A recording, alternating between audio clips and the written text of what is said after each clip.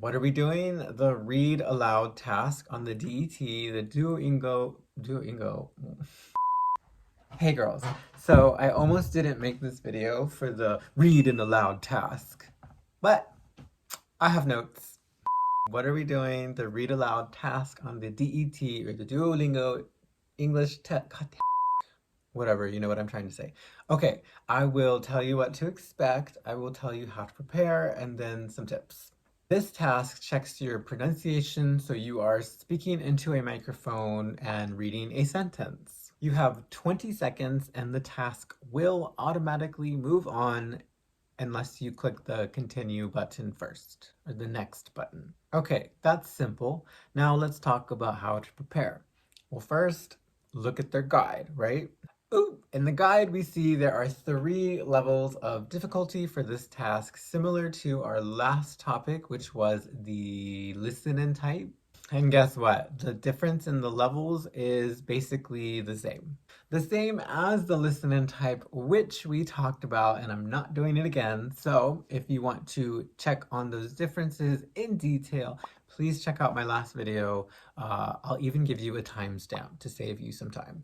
You're welcome.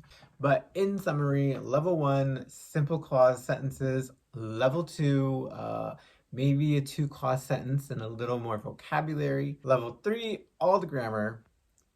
Future perfect. In their guide, we see some noun clauses and 2 examples. So get ready for some clausing, some clauses, all the good stuff. Walk into the read aloud. Purse fires. Walk into the room, purse fires. Walk into the read aloud, prepared to read some intermediate to advanced grammar. I'm assuming that this test is fully automated. It's Duolingo, so the application has the ability to check your pronunciation, right? For anybody who's used Duolingo, the little, game app thing, yeah, they do it right there and it's very quick. If they are using the same software for the DET, then a good way to prepare is, can you guess? Use the app. Get Duolingo for English, play with it. It's actually really fun. I love Duolingo. I'm learning German right now. Wo ist mein Mann? Fluent. Not me trying to find a German husband. I'll take a Swiss one though. So look at the guide, use the app to use the pronunciation software, and another way, using movies and TV shows. Again, this one is a lot of work, but it's the same concept as the dictation prep. Take 1 minute of a documentary, a TV show, or a movie, carefully select the content, turn on the subtitles, record yourself speaking, and then watch the same minute and compare. Listen to the native speaker, actor, or actress speaking, and then listen to yourself saying the same thing and find your weaknesses. See what sounds different. Why don't I sound like her? Why don't I sound like him? What's different about my pronunciation? That person is your model, your answer key. How do you find your weaknesses? Well, for example, every time I say a word like feet or sleep or meet, it sounds like fit or slip or mit. So I know I have trouble with words with the E sound because I don't sound like this actor. Yeah. And the last way, it might cost a little bit of money, but it's well worth it. One thing you can do is get an English tutor. There are so many platforms out there. There's Cambly, there's Preply, there's italki, there's Verbling. I don't know if Babbel is one.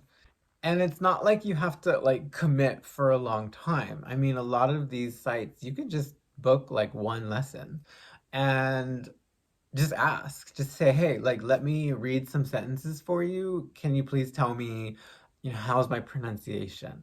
What do I need to work on? Me llamo Dorotea. Señor, es la hora. A lot of these platforms, you get like a free first lesson.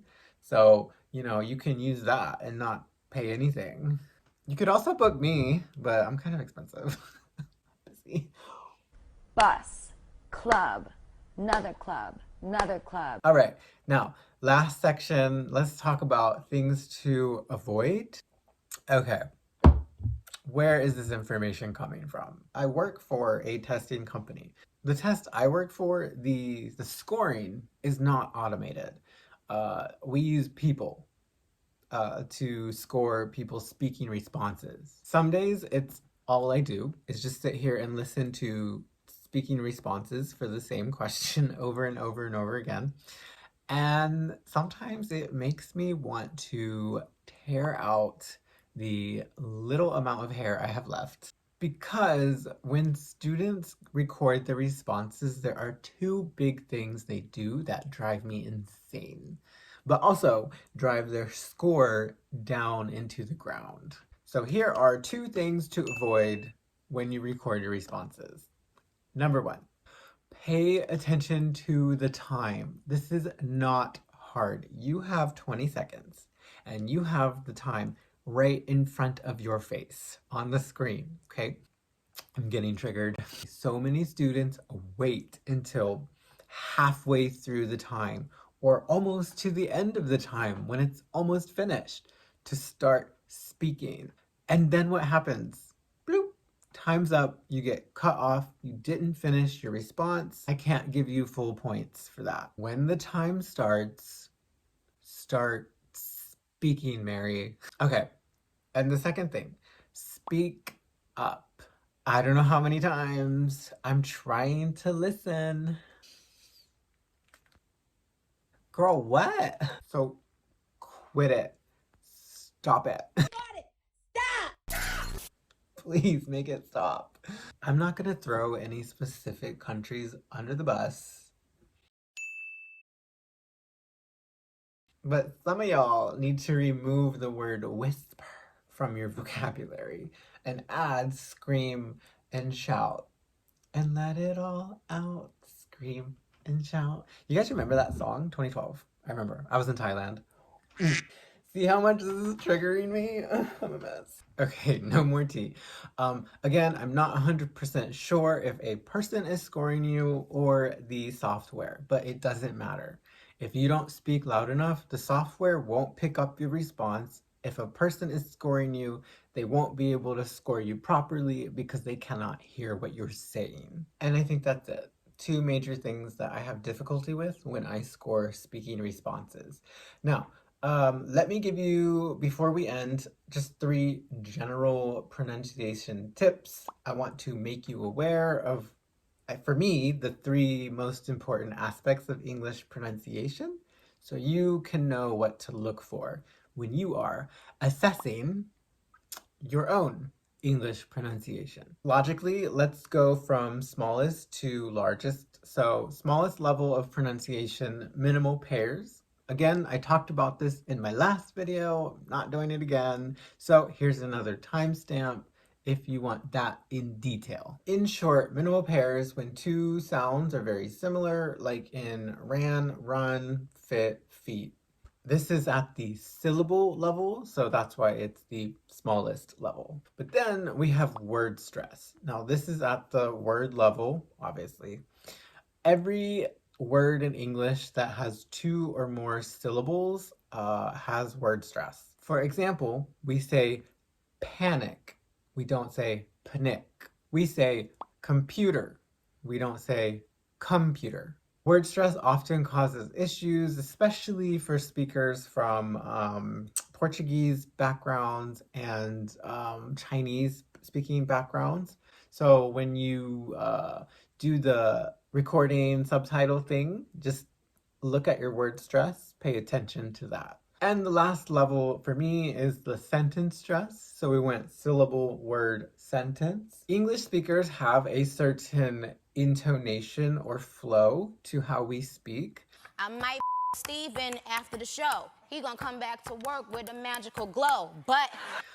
Let's exemplify this through one of Duolingo's examples in their test guide. I'll do a level 2. My friend said they would wait for me at the airport. My friend said they would wait for me at the airport. What are the most important words in this sentence? I'll wait. Friend, wait, airport. Okay?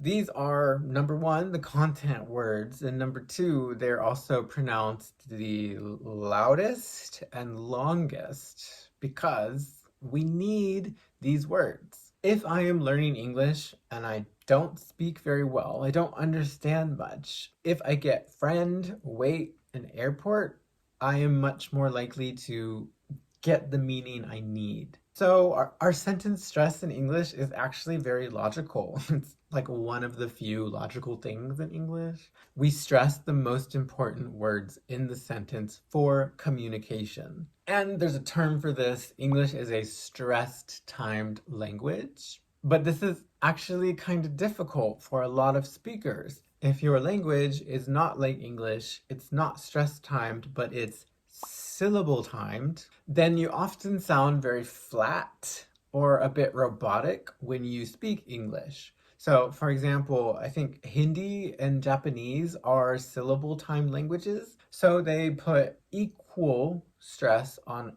all syllables in a sentence.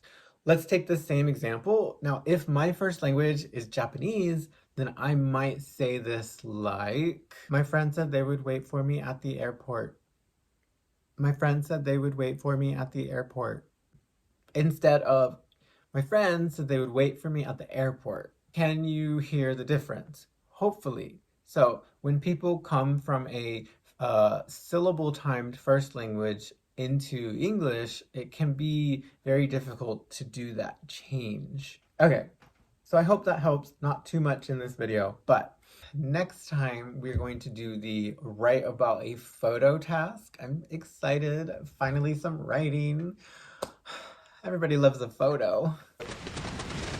As usual, there's some resources below. This time, I think it's just a lot of links to my previous videos on, any videos I've made in regards to pronunciation, which isn't a lot, but I've got some good reduced speech ones that might help. My name is Mike. I'm a Scorpio, and yeah, if you want to take English lessons with me, this is my email, magarret9@gmail.com. We can do DET stuff, or we can do other stuff. Okay, I'm gonna go change my pants, but good luck studying. Don't be lazy. See you next time.